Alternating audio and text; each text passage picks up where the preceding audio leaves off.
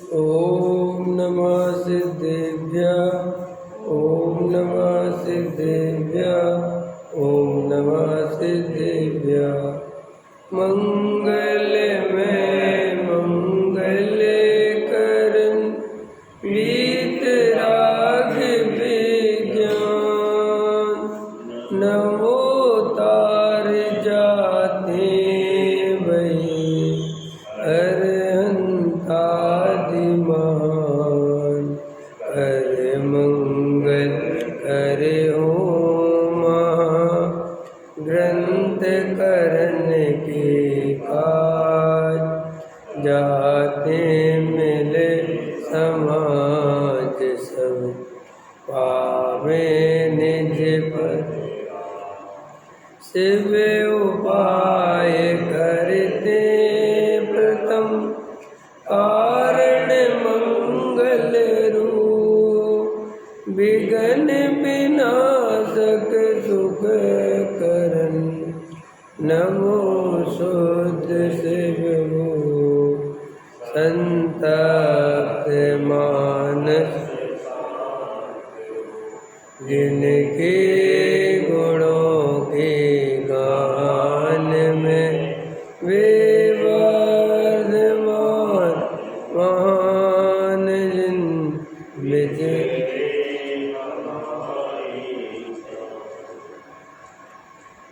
मोक्ष मार्ग प्रकाशक नौवा अधिकार पृष्ठ क्रमांक 330। सम्यक्त का लक्षण तत्वार्थ श्रद्धान ही क्यों बनाया।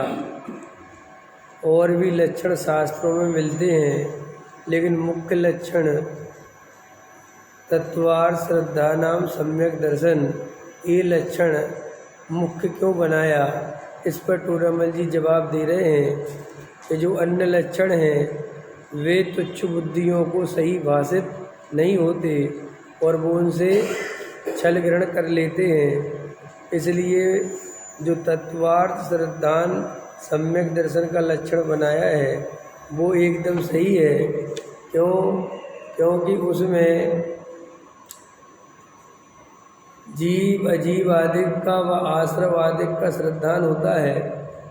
वहाँ सर्व का स्वरूप भली भांति भाषित होता है, तब मोक्ष मार्ग के प्रयोजन की सिद्धि होती है तथा यह श्रद्धान होने पर सम्यक ही होता है। परंतु यह संतुष्ट नहीं होता। आश्रव आदिक का श्रद्धान होने से राग आदि छोड़कर मोक्ष का उद्यम रखता है, इसके भ्रम उत्पन्न नहीं होता। इसीलिए तत्वार्थ श्रद्धान लक्षण को मुख्य किया है। ठीक है ना। देखो क्या कहते हैं टोटमल जी साहब, संतुष्ट नहीं होना है। समझे, वस्तु स्वरूप समझकर आलसी प्रमादी हम तो आत्मा की बात समझ ली नहीं। निरंतर भेद ज्ञान करना, निरंतर तत्व विचार करना, आत्म ध्यान करना, तभी ये मोक्ष मार्ग की सिद्धि होती है। खाली आत्मा को समझकर तत्व विचार आदि में उपयोग नहीं लगाए, धर्म ध्यान में उपयोग नहीं लगाए, आत्मानुभूति का पुरुषार्थ नहीं करे और बस जानकारी करके संतुष्ट हो जाए। मैं तो सब जानता हूँ, मुझे आत्मा की बारीक से बारीक बात पता है, और थोड़ा बहुत गृहीत मिथ्यात्व का त्याग कर देता है। तो गृहीत मिथ्यात्व का त्याग करने से क्या सोचता है कि देखो सारे जगत के जीव महामिथ्या दृष्टि है, इन विचारों को कुछ खबर नहीं है। रागी देसी देवी देवताओं को पूजते हैं, नाचते कूदते हैं, उसमें धर्म मानते हैं, तो उन पे ऐसी करुणा करके अपने को बड़ा धर्मात्मा समझता है। समझ में आया। अथवा कई जीव अरे इनको कुछ खबर नहीं है, क्रियाकांड में लगे रहते हैं। समझ में आया। कोई क्रियाकांड से आत्मा मिलता है क्या। अरे आत्मा तो अमूर्तिक प्रदेशों का पुंज, ज्ञानादि गुणों का धारी, स्वयं स्वभाव से शुद्ध चिदानंद है, ज्ञानानंद है। ऐसा बस जानकारी करता है और कोई पुरुषार्थ नहीं करता, कोई आत्मानुभव नहीं करता, कोई विचार नहीं करता। बस शास्त्री बन गए आत्मा का ज्ञान ले लिया और अपना फिर लगे काम धंधे में, खत्म। वो कहने को शास्त्री हैं, फिर क्या हुआ कि शास्त्री बन के क्या हुआ, बस आत्मा की जानकारी हो गई। समझ में आया कि नहीं आया? और समाज के सामने वो इज्जत कमाने के काम आती है। लोग बेचारे पंडित जी करते हैं और अपना वही अंदर में घर गृहस्थी, मकान, दुकान, स्त्री, पुत्र, कुटुंब, परिवार, इनमें एकत्व बुद्धि। समझ में आया? नामधारी शास्त्री हो गए, नामधारी मोक्ष हो गए, नामधारी पंडित हो गए बस। और अंदर में 10-20 बातें सीख लेता है, ये साधु जो है सही नहीं चल रहे हैं, ये नहीं चल रहे हैं, बस खुश रहता है। तो टोडामल जी क्या कह रहे हैं कि वो कभी सच्चा मोक्ष मार्गी नहीं है। सच्चा मोक्ष मार्गी जीव तो कभी संसार में संतुष्ट होता ही नहीं। उसे तो अपना आत्मा चाहिए, वेद ज्ञान चाहिए, राग आदि बर्दाश्त नहीं है। ये राग आदि छूट जाए, राग आदि का भाव हो जाए, निरंतर राग आदि दुख रूप जानता है, पंच इंद्री के विषय भोगों की वासना दुख रूप जानता है, मानता है, अनुभवता है। समझ में? तब तो वो राग आदि छोड़ने का उपाय करेगा। अगर वे राग आदि दुख रूप नहीं लगेंगे तो कोई राग आदि छोड़ेगा क्यों? किराए का मकान दुख रूप नहीं लगे तो कोई किराए का मकान छोड़ेगा क्यों? बोलो है? अपन को ये पैसा कमाना, तो पैसा सुख का कारण दिखता है तभी तो कमाने भागते हैं। जिसको सुख का कारण दिखना बंद हो जाएगा उसकी पकड़ ढीली हो जाएगी। तो श्री गुरु कहते हैं कि तू जो है आत्मा की जानकारी कर कर और रागादि रूप प्रवृत्ति करता है स्वच्छंद होकर। स्वच्छंद माने, स्वच्छंद का अर्थ लोगों को लगता है खाना पीना मौज मस्ती करना, ये अर्थ नहीं होता। स्वच्छंद का अर्थ होता है मोक्ष मार्ग का पुरुषार्थ नहीं करता, उन्होंने रागादि भाव में करता रहता और संतुष्ट रहता है। तत्व विचार आदि नहीं करता, तत् ध्यान नहीं करता। बस स्वच्छंद माने इच्छाओं की पूर्ति में लगा रहता है और अंदर में स्वयं को पहचानता नहीं। समझ में आया? स्वच्छंद, छंद माने इच्छा, स्वयं माने स्वयं की, स्वयं की इच्छाओं की जो पूर्ति में लगा रहे, जिसे रागादि भाव दुख रूप नहीं लगते। वो बोलता है, कहने को कहता है कि साहब रागादि दुख रूप है, घर गृहस्थी में कोई सुख नहीं है, लेकिन अंदर में सारी सुख बुद्धि वहीं पड़ी रहती है। इसीलिए तत्व विचार आदि वो कहो कि तत्व विचार आदि क्यों नहीं करते? सो कहता है तत्व विचार आदि क्या करना, आत्मा तो निर्विकल्प स्वरूप है, वो तो विचारों से भिन्न है। विचार तो एक समय की पर्याय है। अपन तो त्रिकाली ध्रुव ऐसी बातें सीख लेता है और इन्हीं बातों को कर करके खुद भी मूर्ख बनता है और दूसरों को भी मूर्ख बनाता है। आया समझ में? अंदर में कोई उसको राग आदि दुख रूप नहीं लगते। तो देखो यहाँ ये लिखते हैं टोडामल जी साहब कि श्रद्धान होकर सम्यक्ति हो गया है, परंतु यह संतुष्ट नहीं है। आश्रव आदि का श्रद्धान होने से राग आदि छोड़कर मोक्ष का उद्यम रखता है। ये सम्यक दृष्टि का लक्षण है। माने जो राग आदि छोड़ने का उद्यम ही नहीं कर रहे हैं, जो मूल तत्व ज्ञान स्वाध्याय में ही प्रमादी हो रहे हैं, कभी सुन लिया, कभी आ गए, कभी 4 दिन पता ही नहीं है, कभी कमाने में लग गए, कभी कोई मंदिर का कार्यक्रम करवा लिया, कभी सिद्ध चक्र विधान रखवा दिया, फिर 8 दिन खूब मंदिर में लगे रहे, फिर मंदिर से निकलकर महीनों पैसा कमाने में लगे, फिर वो सही नहीं है। और किसी ने पूछा क्यों आजकल मंदिर में नहीं दिख रहा? अरे अभी तो विधान कराया था हमने 8 दिन का, अभी 10 लक्षण आ गए ना, तो 10 लक्षण में लोग धर्म करके बहुत थक जाते हैं। तो 10 लक्षण करने के बाद 2, 4, 6 दिन तो मंदिर आते नहीं हैं। तो क्या हो गया? अरे अभी बहुत धर्म हो गया, समझ में आया? अभी बहुत थक गए अपन। तो देखो ऐसा समझ में आया? तो ऐसे राग आदि कभी नहीं छूटेंगे। ऐसे करने वाले जीवों को कभी आत्मानुभूति नहीं होगी। ये बिल्कुल अच्छे समझ लो। कभी कोई क्रिया कर ली, कभी कुछ कर ली, कभी कुछ त्याग में तोड़ लिया, कभी कुछ छोड़ लिया, ऐसे करते ना ऊट पटांग का, जो जैसा समझ में आ गया है। किसी को एकदम पूजा पाठ समझ में आ गया तो 2-4-6 दिन हफ्ते भर पूजा ही पूजा चल रही है।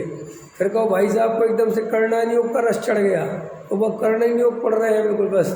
फिर एकदम से भूत उतर गया, न्याय का भूत चढ़ गया तो फिर न्याय पढ़ने लगे। फिर वो भी उतर गया, तीर्थ जाने का भूत चढ़ गया तो तीर्थ चले गए। फिर पता चला एकदम से त्याग व्रत का भूत चढ़ गया, अब ये नहीं खाएंगे, अब ये नहीं खाएंगे, अब ये नहीं खाएंगे, ये नहीं खाएंगे। फिर 2-4 महीने 4 साल भर ऐसा किया, फिर अरे यार ये खाने पीने में तो कुछ नहीं रखा, चलो ठीक है अब खा लेंगे। तो ऐसे जो ये क्रियाएं करते हैं, ऐसे जो जीवन जीते हैं, इन्हें कभी सम्यक दर्शन नहीं होना। तो क्रम से वस्तु स्वरूप समझे, शांति से वेद ज्ञान करे, तत्व विचार करे, तत्व निर्णय करे तो सम्यक दर्शन होता है। और राग आदि छोड़ने का उद्यम हमेशा रखे।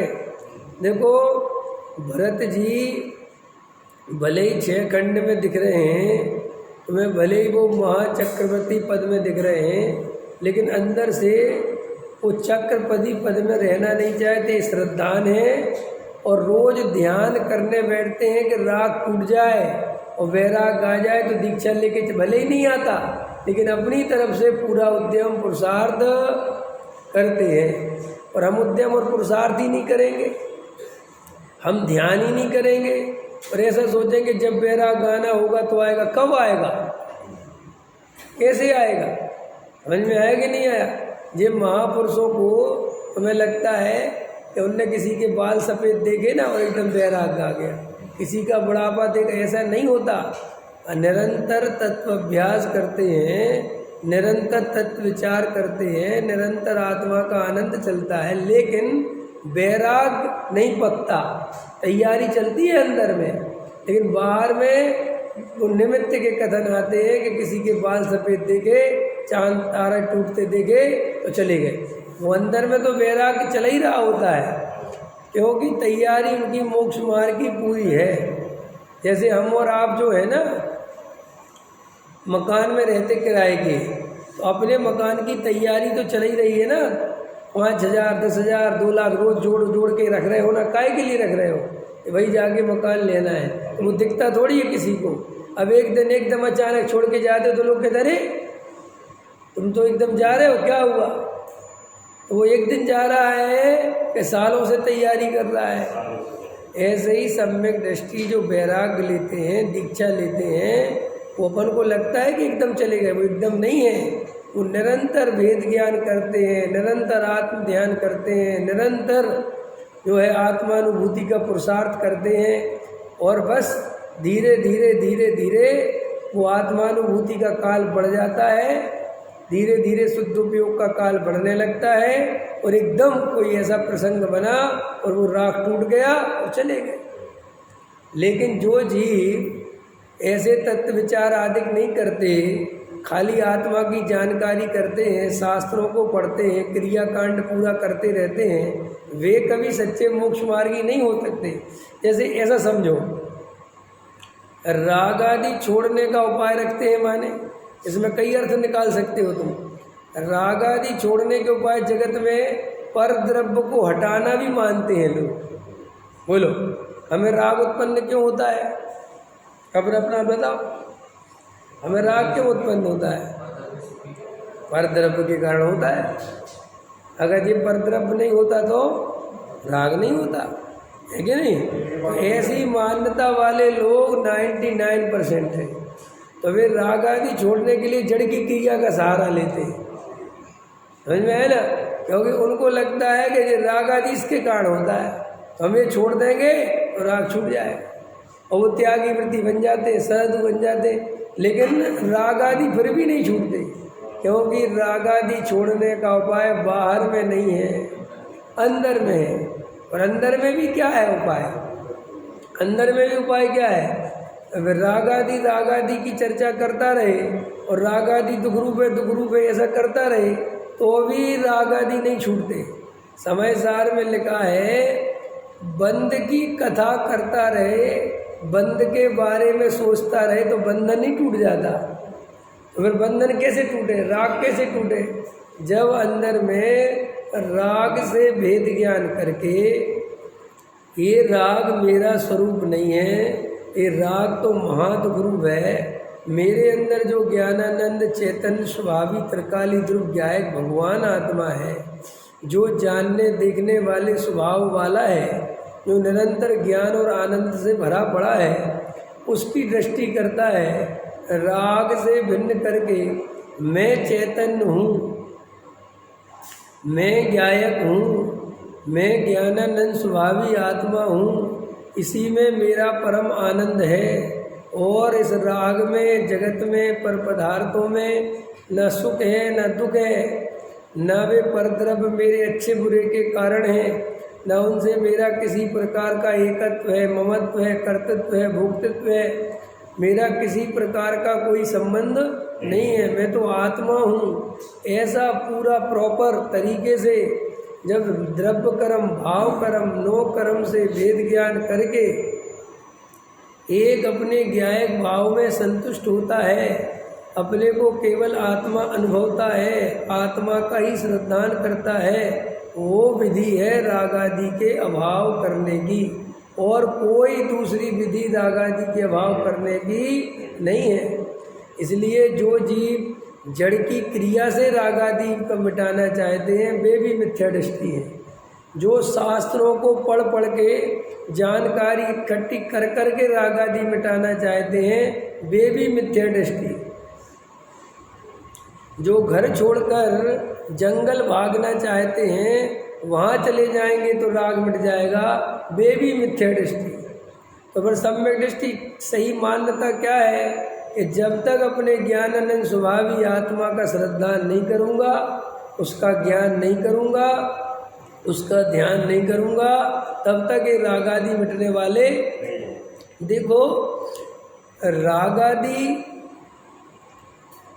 का अर्थ ऐसा समझना, राग कैसा है? राग अपने आप में जड़ है, वो अपने को जानता नहीं, उसको जानने वाला तो चेतन है। तो ये राग और ज्ञान होते तो एक साथ पैदा हैं, और मिथ्या दृष्टि को राग अलग है, ज्ञान अलग है, समझ में भी नहीं आता। क्योंकि वो राग और ज्ञान जो है इतनी तेजी से साथ में परिणमन करते हैं। जैसे भी अपन को जैसे भी आपको विकल्प आ रहा स्वाध्याय सुनने का, तो ऐसा थोड़ी लग रहा कि विकल्प अलग है और सुनने वाला अलग है। ऐसा लगता है ना, मैं ही हूँ, सुनने वाला कौन है? मैं। और मैं सुनूं, ऐसा विकल्प करने वाला भी कौन है? मैं। तो वो विकल्प और ज्ञान में अंतर नहीं होता। हाँ, ये राग है ना, लेकिन ज्ञान में अंतर नहीं होता। तो वो क्या है कि पूरे राग को और ज्ञान को सबको मिला के अपनी सत्ता मानता है कि ये मैं हूँ, बराबर है। अब ये राग के संबंध में क्या है कि इतनी होश तो पड़ती नहीं, तो उसको ऐसा मोटा मोटी लगता है कि जो राग है ना, ये पत्नी है, इसके कारण पैदा हो रहा है। अगर ये बच्चे नहीं होते तो राग पैदा नहीं होता, क्योंकि लगता तो ऐसा ही है, इनके कारण राग हो रहा। तो देखो, सरल है। तो लोग क्या करते, पत्नी बच्चे छोड़ के चले जाते, अथवा शादी विवाह नहीं करते, तो राग बंद हो जाता है क्या उनका? फिर क्या करते? कि राग है तो आप समझो, अंदर राग है तो राग के लिए पत्नी होना जरूरी नहीं है। वो तो कहता कोई नहीं होगा तो मैं कल्पना बना के पैदा कर लूँगा। बोला, सपने में पर वस्तुएं तो नहीं है ना, सपने में राग करने के लिए जगह नहीं है ना। लेकिन सपने में खुद जब सोता है तो परद्रव्य तो छूट जाते हैं। अपन नींद में चले गए तो पत्नी, बच्चे, मकान, दुकान छूट गए ना, खत्म हो गई बात, अब सो गए अपन। तो देखो, वहाँ राग है तो सपना बना के राग पैदा करता है। कल्पना में राग हो सकता है ना, हकीकत में राग उसका बहुत मायना होता है। हाँ, ये रिसर्च हुई थी अभी, कल्पना में होता है, कल्पना में बहुत चीज होता है। तो इसलिए तो कहा कि हम जितना भोगते हैं उससे तो कभी कोई नरक जा ही नहीं सकता। जो हमारे पास संयोग है उससे तो नरक जा ही नहीं सकते, वो कल्पना से नरक जाता है। समझ में आया कि नहीं आया? वो कल्पना कर कर के इतना पाप बांधता है 24 घंटे। अपने विचारों का आज अपन अन्वेषण करें, आज अपन अपने विचारों के अंदर में जाएं तो देखेंगे कि हम राई भर खाते हैं और मन भर के विचार करते हैं। ये सिद्ध भी होता है। अरे वो तो होता ही सिद्ध, उसमें क्या, तो अनुभव की बात है ना, उसमें क्या है। हम जितना सोचते हैं उतना करते थोड़े ही है। करोड़पति बनने के सपने रोज देखते हैं, अरबपति बनने के सपने देखते हैं, होते थोड़े ही। क्या क्या देखते हैं, सपनों की क्या करना है। तो ऐसा सामान्यता ऐसा लगता है कि अगर एक घर गृहस्थी नहीं हो तो राग नहीं हो, लेकिन ऐसा बिल्कुल नहीं है। घर गृहस्थी के कारण राग नहीं है, तेरे अंदर राग है, घर गृहस्थी तो निमित्त है कहने के लिए।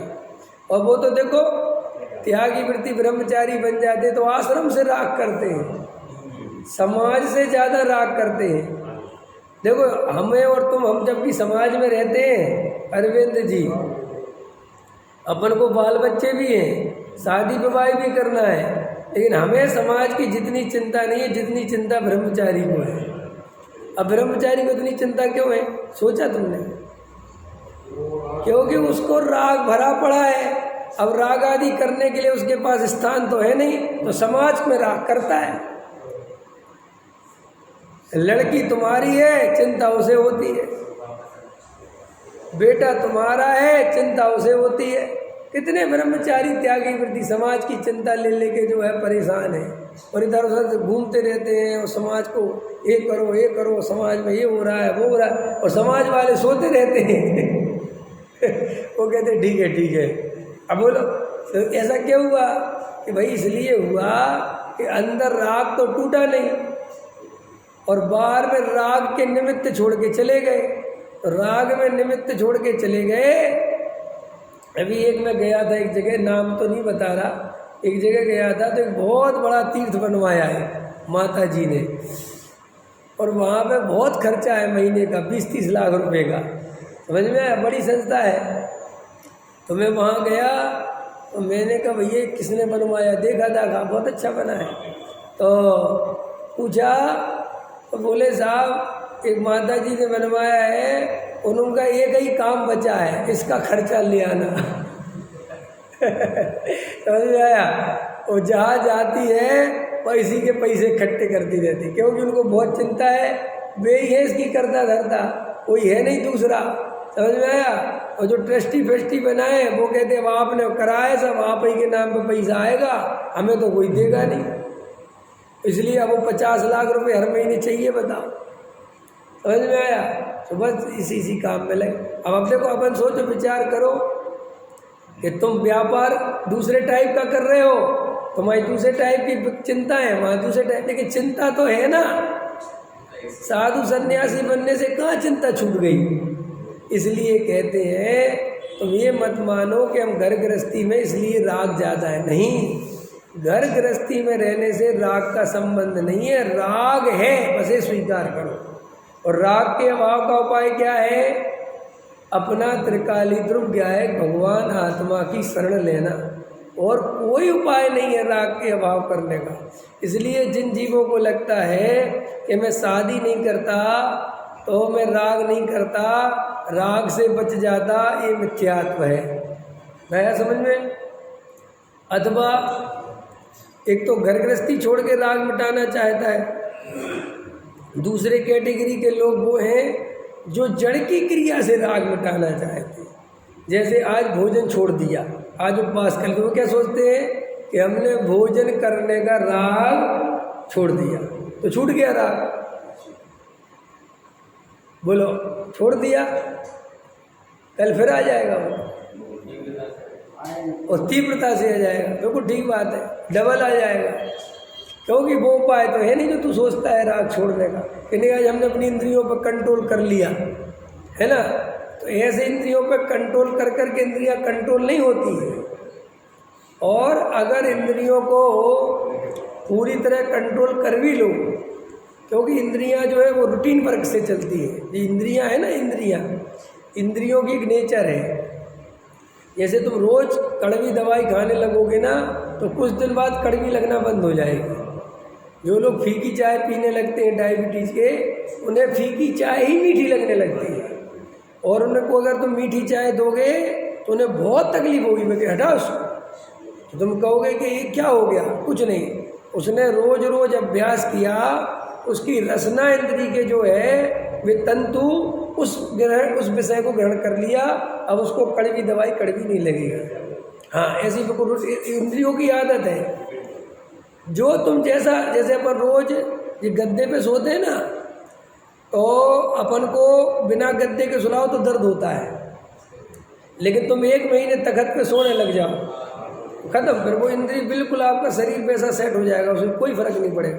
तो आपको क्या लगता है, आप गद्दे पे सोते हो, फिर कोई तखत पे सोता मिलता है तो आपको लगता है कितनी तकलीफ हो रही हो, क्योंकि आप अपने से कंपैरिजन करते हो, जबकि कंपैरिजन करने की जरूरत ही नहीं है।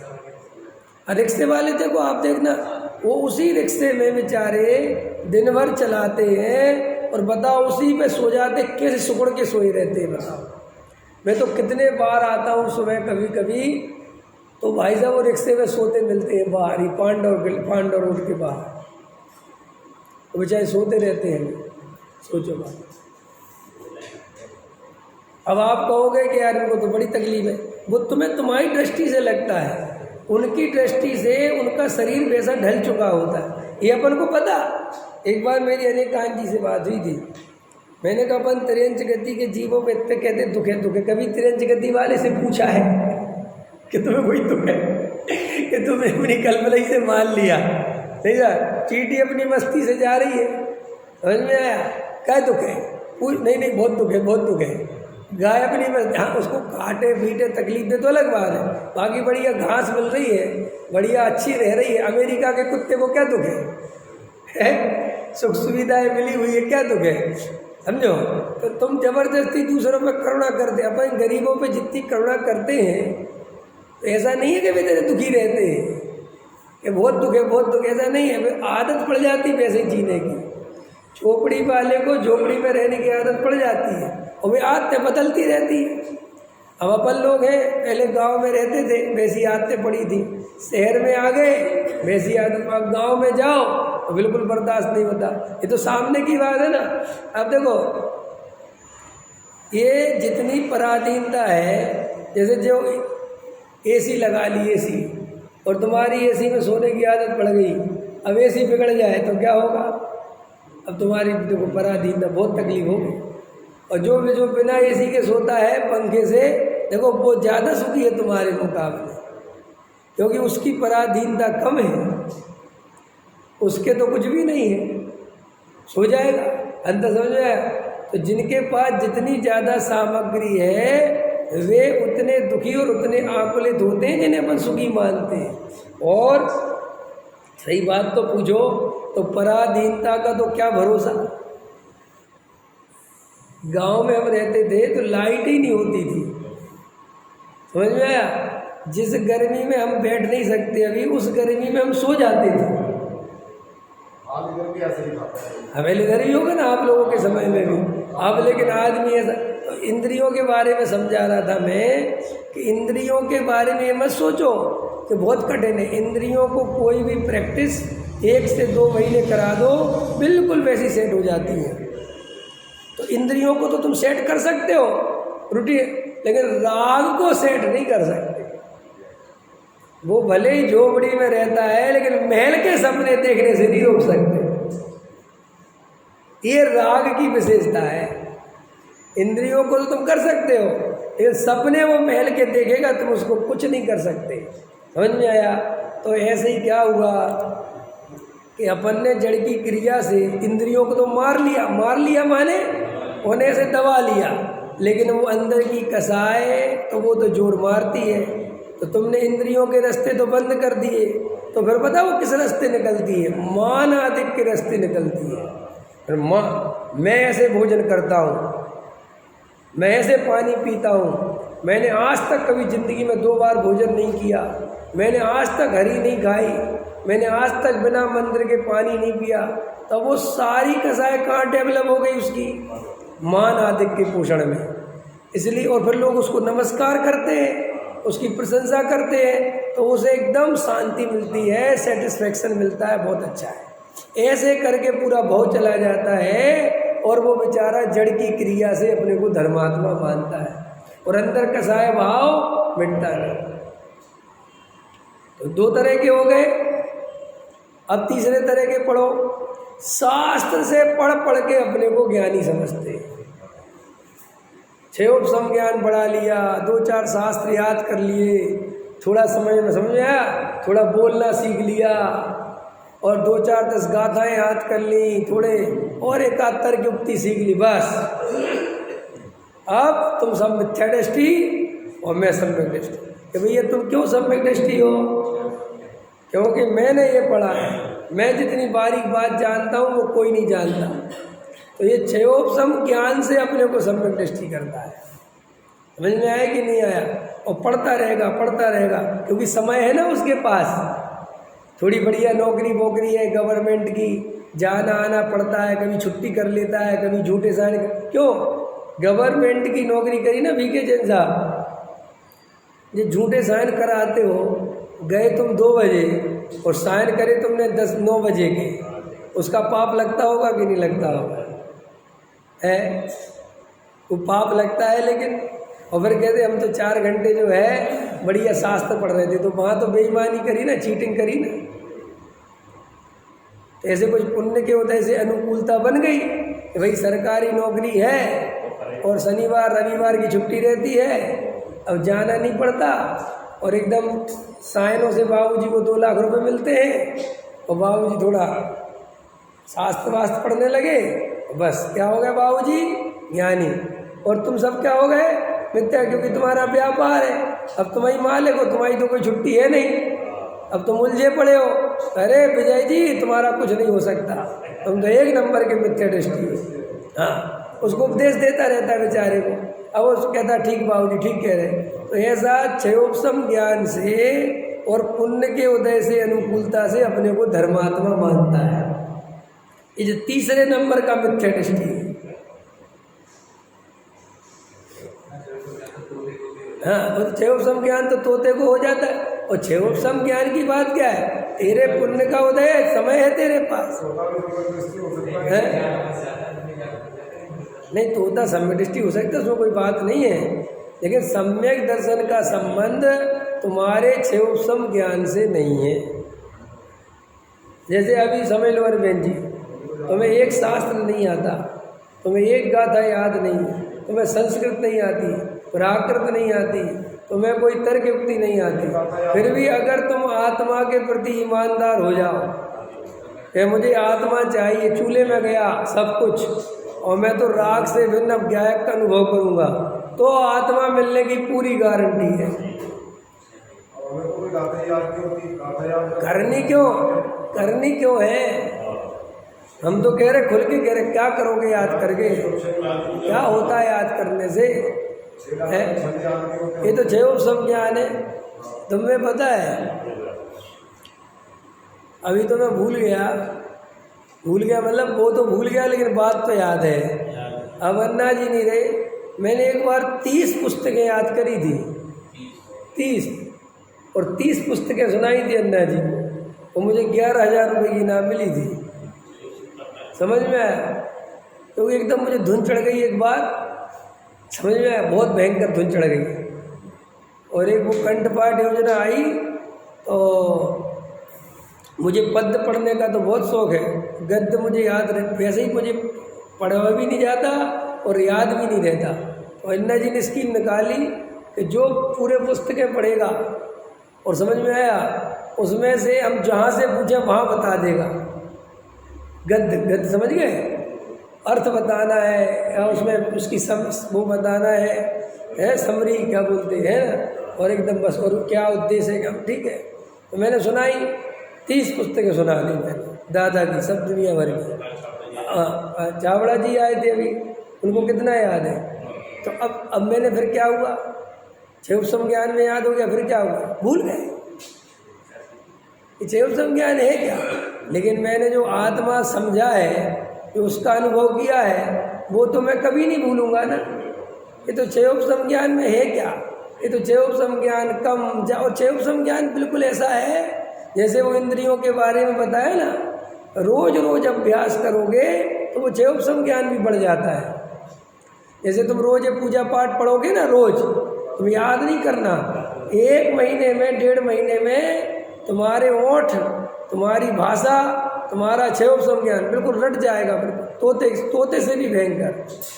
और तुम ऐसे बोलते जाओगे, बिना सोचे बोलते जाओगे। बोलो बिना सोचे बोल सकते हो कि नहीं? बोलते ही हो ना, तो ऐसे श्री गुरु कहते हैं क्षयोपशम ज्ञान से धर्मात्मा मानता है। इसलिए मैं कहता हूँ कि ये क्षयोपशम ज्ञान से बिल्कुल भी बड़ा नहीं मानना चाहिए, जड़ की क्रिया से बड़ा नहीं। क्यों? ये सम्यक दर्शन में थोड़े बहुत निमित्त हो सकते हैं अगर इनका सदुपयोग करे तो। सुनो ध्यान से, क्षयोपशम ज्ञान का, जड़ की क्रिया का अगर सदुपयोग करे, अच्छे अभिप्राय से करे, तो ये सम्यक दर्शन में निमित्त हो सकते हैं। लेकिन अगर इससे अहंकार का पोषण किया तो ये सबसे बड़ी बाधा है सम्यक दर्शन में। क्या कहा मैंने? अगर ये क्षयोपशम ज्ञान से अपने को जरा सा बड़ा माने, जरा सा, उसी समय महामिथ्या दृष्टि माने रास्ता बंद हो गया सम्यक दर्शन में। समझ लो तुम, जड़ की क्रिया से अपने को जरा सा धर्मात्मा अनुभव किया, जरा सा ये माना कि मैं जड़ की क्रिया करता हूँ, डबल मिथ्यात्व हो गया। माने चले थे बाबूजी मिथ्यात्व नाश करने, और उसी से मिथ्यात्व वेरी और पैदा हो गया। इसलिए लोग ये जो कहते हैं कि हम विरतशील संयम आदि करें तो क्या बुराई है, आवृत्ति रहने से तो अच्छा वृत्ति रहना है ना। हाँ बिल्कुल ठीक है, लेकिन विरतों में उपादेय बुद्धि मत करना, उसके कर्ता भोक्ता नहीं मानना। अगर तुमने उपादेय बुद्धि करी, कर्ता भोक्ता बना, तो भाई साहब ये रास्ता बंद हो गया। इससे अच्छा तो नहीं करते तो रास्ता खुला है। थोड़ी उल्टी बात लग रही होगी, नहीं समझ में आए? जैसे समझो, सब उदाहरण दे देता हूँ ताकि समझ में आ जाए। तुम नॉर्मल मंदिर में आते थे रोज, और रोज शांति स्वाध्याय सुनते थे और अपने आत्म कल्याण की भावना में लगे रहते थे। लेकिन मंदिर वालों ने तुम्हें ट्रस्टी बना दिया। समझ में आया? तुमसे 50 लाख रुपए लिए, तुम्हें ट्रस्टी बना दिया। अब ट्रस्टी बना दिया तो पहले तो काय के लिए बनाया कि भाई धर्म का काम है, ये काम है, वो काम है। तुमने कहा ठीक है। अब मन तो गए, तब तो तुम नॉर्मल आते थे, अब वो अंदर से ट्रस्टी होने का वो अहंकार चढ़ा थोड़ा थोड़ा। और फिर क्या हुआ कि मीटिंग हुई तो अपने पड़ोसी को मंत्री बना दिया और अपने को नहीं बनाया। अब कसाई की आग जल गई, अब मैं मंत्री बन के रहूँगा। अब राजनीति चालू हो गई, दाव पेच चालू हो गए। तो देखो अब ये सब काय के लिए चालू हुआ था? काय के लिए? उसने 50 लाख रुपए काय के लिए दिए थे? इसलिए दिए थे ना कि दे धर्म ध्यान सब मंदिर की सेवा। अब क्या हुआ कि जो कारण जिस कारण से किया था वो तो पता ही नहीं कहाँ चला गया, और महाकसाय का कारण बन गया वो।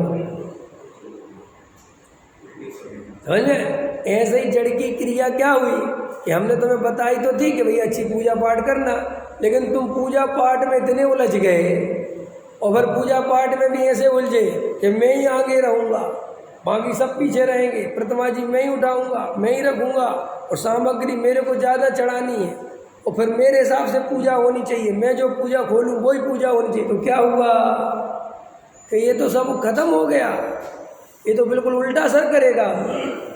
समझ में आया? ये तो दो जड़ की क्रिया का समझा दिया, दान का भी समझा दिया। दान से मान पैदा हो तो दान बहुत नुकसानदायक हो गया। इससे अच्छा तो दान देते ही नहीं तो अरे कम से कम न ट्रस्टी बनते, इसकी जगह वो 50 लाख देने की जगह 2-4 लाख रुपए कहीं गुप्त दान में दे देते तो परिणाम भी निर्मल रहते, आकुलता से भी बचते, कसाय से भी बचते, और धर्म ध्यान में मन भी लगता। देखो मैंने इतने सेठियों को देखा है, जितने जो सेठिया मंदिरों में लगते हैं बड़े बड़े करोड़ों रुपए दान देंगे, पर उनका धर्म ध्यान में मन नहीं लगता, क्योंकि वो पूरा मंदिर का स्वामीपना घेर लेता है। समझा? किसी के प्रति बहुमान नहीं रह जाता, क्योंकि खुद का ही बहुमान इतना बढ़ जाता है समझ में आया? कोई पंडित विद्वान, अरे क्या पंडित विद्वान के पास जाएगा तो पता है क्या कहता है? जानते हो आप कौन हो? नहीं मैं तो नहीं जानता, इस मंदिर का ट्रस्टी हूँ मैं। अरे ये क्यों बताया उसने? है ये परिचय क्यों दिया? ताकि पंडित जी को समझ में आ जाए कि मेरे साथ कैसा व्यवहार करना है। आया समझ में? तुझे मान आदि करे तो चले थे तो बाबूजी काय के लिए, और पहुंच कहाँ गए? ऐसे ही क्षयोपम ज्ञान कि शास्त्री बनने भेजा कि भैया काय के लिए भेजा? शास्त्री बना कि भैया तुम आत्मा समझना, तत्व की बात समझना, समझ में आया, और अपना आत्म कल्याण करना, यही है ना। और क्या है शास्त्री बनाने का उद्देश्य? क्या है भाई? धर्म क्यों बताना है? तुम अपने बच्चे को धर्मात्मा बनाना चाहते ना, तो क्या हुआ कि गया। हालांकि अधिकतर शास्त्री बनने का उद्देश्य आत्म कल्याण कम, दूसरों का आत्म कल्याण कराना ज़्यादा होता है। समझ में आया? देखो एक बार मैंने इस पे बोला था कि शास्त्री से पूछते हैं कि तुम शास्त्री करना क्यों चाहते हो, तो बोलते आत्मानुभूति और तत्व प्रचार। काय के लिए? तो मैंने एक दिन बोल दिया इसमें से आत्मानुभूति कहाँ चली गई वो पता ही नहीं है, केवल तत्व प्रचार बचा। आत्मानुभूति थोड़ा ही गई, अपनी आत्मानुभूति की चिंता ही नहीं। किसी देख लेना, आप किसी से भी बात करना, मुमुक्षुओं से, पंडितों से, जो देखो पर की चिंता में मस्त है, जो देखो पर की चिंता में है। शास्त्री विद्वानों से बात करो, समाज कहाँ जा रहा है, लोगों की स्वाध्याय की रुचि घट रही है, आत्मा की खबर नहीं ले रहे हैं, वहाँ पे पाठशाला बंद हो गई है, वहाँ के समाज वालों के स्वाध्याय नहीं चल रहे हैं, वहाँ कोई पंडित की व्यवस्था नहीं है, और इतने शास्त्री निकल रहे हैं, इनका नौकरी का क्या होगा? इसी काम में लगे हुए। ये भैया तुम्हें अपना आत्मानुभव करने की याद भी आती है कि नहीं आती? मैं भी हृदय पे हाथ रख के दे रहा हूँ, मेरा अपना जो अनुभव है, तजुर्बा है, 99% लोगों को अपने आत्मचिंतन की कोई चिंता नहीं है। कई लोग प्रचार प्रसार में इतने लगे रहते हैं, दिन भर ये कई काम, इधर से उधर प्रवचन भेजेंगे, इनका प्रवचन, उनका प्रवचन, इनका प्रवचन, उनका प्रवचन, और ये पुस्तक छपवाएंगे, इधर पहुंचाएंगे, उधर पहुंचाएंगे। वो बड़ा हमारा तो बड़ा सेवा भाव है, हमारा तो एक ही भाव रहता है, घर घर जनवाणी पहुंच जाए। वो सोचते हैं कि पता नहीं कितना बड़ा विशाल भाव है, जैसे इससे मुक्ति मिल जाएगी। हमारा तो यही भाव है, बस सबके सब मुमुक्षु बन जाए है। हाँ, अपने बारे में नहीं सोचता कि भैया मेरे को अपना भाव का भाव करना है, मैं दूसरों का करता धरता हूँ क्या? ये भाव तो चला जाएगा मेरा। नरेश जी समझ में आए कि नहीं? लेकिन बस आपने कभी सोचा हम दूसरों की इतनी चिंता क्यों करते हैं? सोचा कभी? बताओ क्यों करते हो दूसरों की चिंता?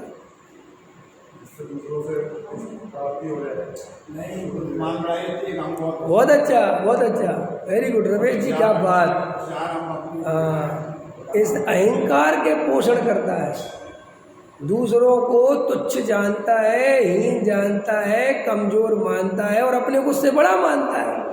इन बेचारों को कुछ खबर नहीं। इसका मतलब समझ में आया?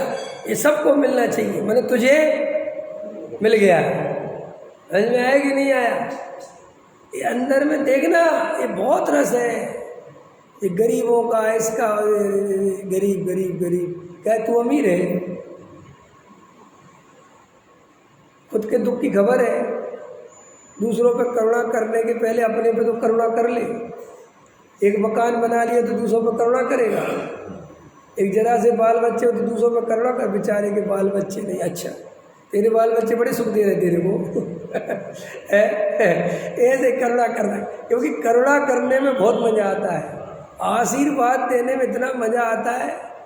दुनिया का सबसे ज़्यादा मज़ेदार चीज़ है आशीर्वाद देना। देखे देखना,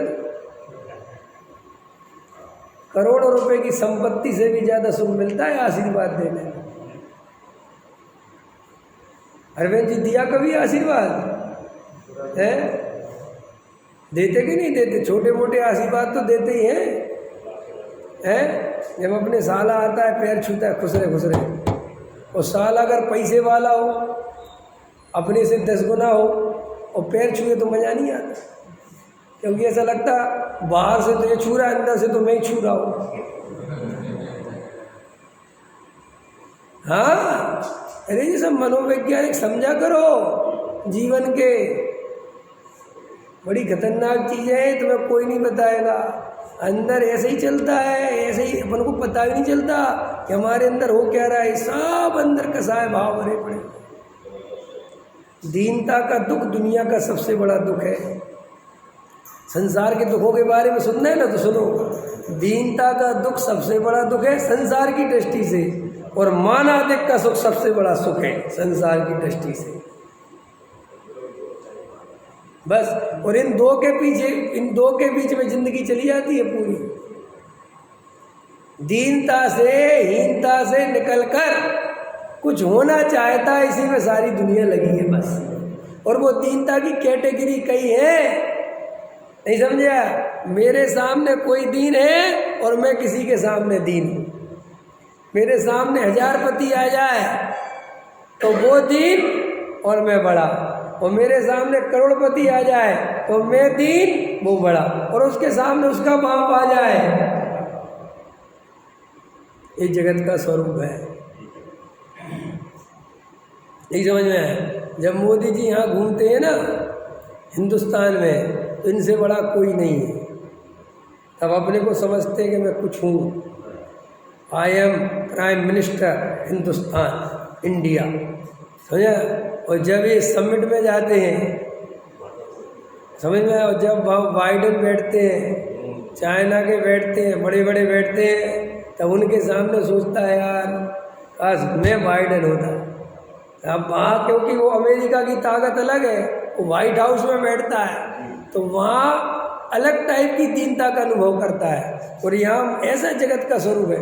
ये सीएम होते ना, सीएम, तो जो सीएम अपने राज्य में ऐसे घूमते क्योंकि राज्य उनका है, और जब इनका पीएमओ से फोन आता है, सुनो तो एकदम किसका फोन है? कौन? पीएमओ से फोन है। कौन बोल रहा है? मोदी जी बोल रहे हैं। क्या हो गया भैया, क्या हो गया? समझ में आएगी? ऐसा दीनता का अनुभव करता है। और जब खुद फोन लगाता है अपने से नीचे विधायक को, समझ में आया? किसका फोन है? सीएम का फोन है। हाँ, क्या कर रहे हो तुम? तुम्हारे वहाँ पर खबर आई है जिले में शांति नहीं है, तुम्हारा ऐसा चलता रहा तो मैं को निलंबित कर दूंगा, तो हटा दूंगा। देखो वहाँ वो दीनता का अनुभव करता है, ये मान का अनुभव करता है, और वो अपने नीचे वालों के सामने ऐसा जगत का स्वरूप है। और महावीर भगवान किसके सामने कर रहे दीनता का अनुभव? और किसके सामने मान का अनुभव कर रहे? ऐसी दशा चाहिए मुझे तो महावीर बनना है। अब मुझे भिखारीपन नहीं चाहिए, अब मुझे दीनता और मान नहीं चाहिए, मुझे तो महावीर जैसा वीतराग भाव चाहिए। कैसा? एक इंद्रिय को देखते हैं तो उसी भाव से देखते हैं, और सिद्ध भगवान को देखते हैं तो उसी भाव से देखते हैं। सबको एक भाव से देखते, जीव है सब, बस ऐसी पर्याय है। बस कोई उनको विकल्प नहीं आता, अरे ये बेचारा निगोदिया है। ऐसे महावीर को बेचारा लगता होगा निगोदिया, बोलो है? और सिद्ध भगवान को देख के नमस्कार करने का भाव आता होगा? नहीं, जो अपन ऊपर सिद्ध भगवान बैठे हैं, महाजसी मंदिर भगवान है, ठीक है, तो उनके ज्ञान में निगोदिया भी झलक रहा, और उनके ज्ञान में सिद्ध भगवान झलक रहे। तो सिद्ध भगवान को नमस्कार करते होंगे, और निगोदिया पे करुणा करते होंगे। करते हैं? अगर करें तो भगवान रह जाएंगे। तो बताओ, तुम ऐसा नहीं कर सकते? ये करना कठिन है क्या भाई साहब? करुणा करना और नमस्कार करना कठिन है, क्योंकि भेद करना है, समझ में? एक के सामने झुकना है, एक के सामने अकड़ना है। और वीतराग भाव में न झुकना है न अकड़ना है, बस शांति से जान न देखना है। सरल काम कौन सा है? पहले पैसा कमाओ पागलों की तरह, फिर कुछ बनो, फिर दुनिया को दिखाओ। ये ज़्यादा सरल काम है कि ज्ञाता निष्ठा रहना सरल काम है। गधा मजूरी करना सरल काम है कि ज्ञाता दृष्टा रहना सरल काम है। बोलो क्या काम सरल है? कमालिए उनको क्या करें? है हमें दे दो ना, हम तुम्हें दे दो, उसमें क्या चिंता करते हो? हम तो सबको ले लेते, क्योंकि हमें कोई फर्क नहीं पड़ता, हम प्रभावित नहीं करते।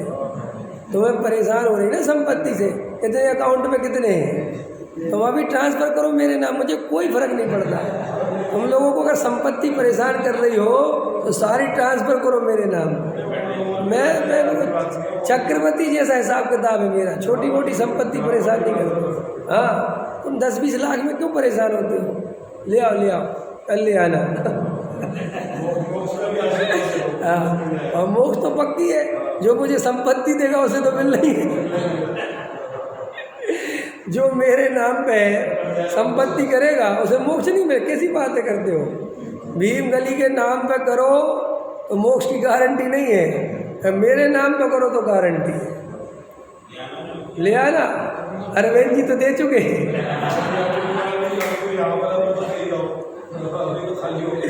हाँ, समझ में आया?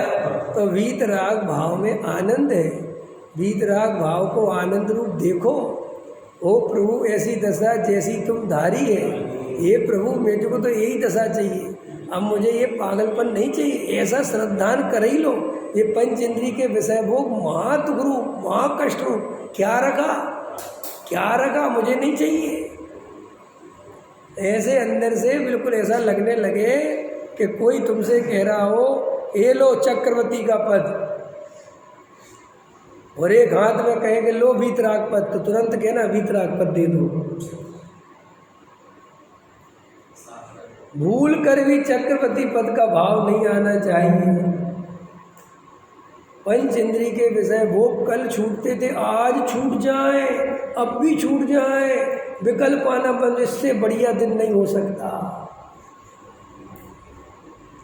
क्या कल साधु बनते थे, आज बन जाए, इससे बढ़िया काम नहीं हो सकता। करोड़पति कल बनते थे, कभी ना बने, कोई काम ना ले, क्योंकि अभी लगता है सुख होगा, गारंटी से दुख होने वाला है। सुख का संबंध पैसे से नहीं, सुख का संबंध संयोग से नहीं, सुख का संबंध वीतराग भाव से है। क्लियर हो गई इतनी बात? तो देखो जिनेंद्र देव सारे जगत को एक दृष्टि से देखते हैं, वीतराग दृष्टि, न राग न द्वेष। द्रव्य भी जानते हैं, गुण भी जानते हैं, पर्याय भी जानते हैं, बस जानते हैं। समझ में आया कि नहीं आया? बोलो। कोई विकल्प आता है, इतने जीवों के कत्ल खाने में इतने जीवों को तकलीफ हो रही, वेदना हो रही, महावीर को तकलीफ हो रही उनको देखकर। एक ही बात जानते हैं कि जब तक मिथ्यात्व का नाश नहीं करेगा दुख नहीं मिटेगा। समझ में आया? जब तक वीतराग भाव में नहीं जाएगा, अरे आज कत्ल खाने से बचा लोगे तो दुख मिट थोड़ी जाता है किसी का। एक बात बताओ, दुख थोड़ी देर के लिए किसी का दुख मिटाया भी तो क्या हो गया? वो तो वापस दुखी होना है। लोग बकरे खरीद लेते हैं, जो ईद के बकरे खरीद लेते ना, हम खरीद लेंगे, कितने दिन बचा लोगे, क्या कर लोगे? इन चीज़ों में उलझ के क्या मिलेगा तुम्हें? अपने आत्मा पे ध्यान दो भाई साहब। अगर अपने को बचा लोगे तो वास्तव में सबको बचा लोगे, क्योंकि मैंने अपने को सिद्ध बना लिया तो एक जीव को दुखी होने से बचा लिया। क्या मैंने अगर अपने को सिद्ध बना लिया तो एक जीव के लिए अनंत काल के लिए अभयदान दे दिया मैंने। कि जी कैसा अभयदान है? अरे भाई साहब, वस्तु स्वरूप में यही असली अभयदान है। खुद को खुद बचा लो, यही अभयदान है। दूसरे को बचाने की व्यवस्था नहीं है। और फिर मज़ेदार बात है, अगर मैंने खुद को खुद बचा लिया तो फिर दिव्य ध्वनि में मेरा जो उपदेश निकलेगा उसमें जो जीव उस मार्ग पे चलेगा वो भी बचा लेंगे, तो उस निमित्त से लाखों अनंत जीव अनंत काल के लिए सुखी हो जाएंगे। जब महावीर भगवान ने विपुलाचल पर्वत पर दिव्य ध्वनि गिरी है, और हजारों जीवों ने सम्यक दर्शन लिया होगा, लाखों जीव सम्यक दृष्टि हो गए, तो उनने लाखों जीवों को अभयदान दिया अनंत काल के लिए। एक इंद्री को बचा भी ले, 2 इंद्री को तो क्या बचा ले हो? अरे भाई तुमसे नहीं, वो कहीं और से मरेगा, वो तो मरना ही है। निगो दिया, वो कौन बचा सकता है बताना? पता है तुम्हें एक इंद्री, तो इनकी आयु पता है तुम्हें? 2 इंद्री 3 इंद्री की आयु पता है तुम्हें? इनकी सब आयु लिखी है, चींटी की कितनी है, मच्छर की कितनी, सबकी आयु होती है 5 दिन 15 दिन 20 दिन 25, सब लिखा हुआ है। नहीं समझ में आया? क्या करोगे? तो ठीक है साहब, हम हिंसा करें? अरे ना हिंसा ना हिंसा, इनसे भिन्न होकर आत्मा का अनुभव करो भाई, जिससे तुम सच्ची मुक्ति पा सकते हो। तो राग को छोड़ने का उपाय लिखो, ना तो 6 उपसंज्ञान है, ना कोई जड़ की क्रिया है, ना कोई जो है तुम्हारा ये बाहर में त्याग व्रत है। केवल और केवल अंतरंग में राग का दुख जानकर, राग से भेद ज्ञान कर कर, ज्ञानानंद स्वभावी आत्मा की श्रद्धा कर कर उसका ही अनुभव करे, उसमें ही रमे, यही राग आदि मिटाने का सच्चा उपाय है। और ये सच्चा उपाय हम सभी को पूरे समर्पण भाव से करना चाहिए। अगर हमें राग दुख रूप लग रहा है तो सहजानंद